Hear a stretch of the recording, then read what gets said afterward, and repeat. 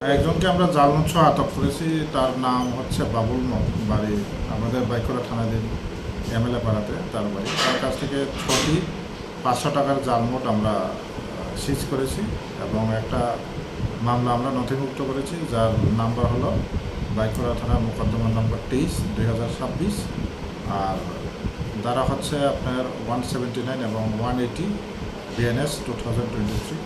তো এই মামলা আমরা তদন্ত শুরু করেছি যে এই জাল নোটগুলি সে কোথা থেকে আনলো এবং তার কাছে আরও আছে কি না এবং তার সঙ্গে আরও লোক জড়িত আছে কি না জাল নোটের ব্যবসাতে। তো এই ব্যাপারে আমরা ইনভেস্টিগেশন করছি। স্যার, ওর কাছ থেকে প্রাথমিক জিজ্ঞাসাবাদে কতটুকু জানতে পারলেন? প্রাথমিক জিজ্ঞাসাবাদে আমরা সন্দেহ করছি যে সে বাইরে থেকে এটা প্রক্রিয়া করেছে, হয়তো আসাম বা মিজোরাম এইসব সাইড থেকে। তবে আমরা এটা দেখছি, ইনভেস্টিগেশন করে দেখছি কোথা থেকে এনেছে। পাশাপাশি স্যার, মানে ওর সাথে আর কেউ জড়িত আছে কি না ত্রিপুরার, কি মনে করছেন? থাকতে পারে, এইসব ব্যবসা তো একা করে না, তো আমরা সন্দেহ করছি থাকতে পারে। মোট কত টাকা পাওয়া গেছে? 3000 টাকা 6টা নোট।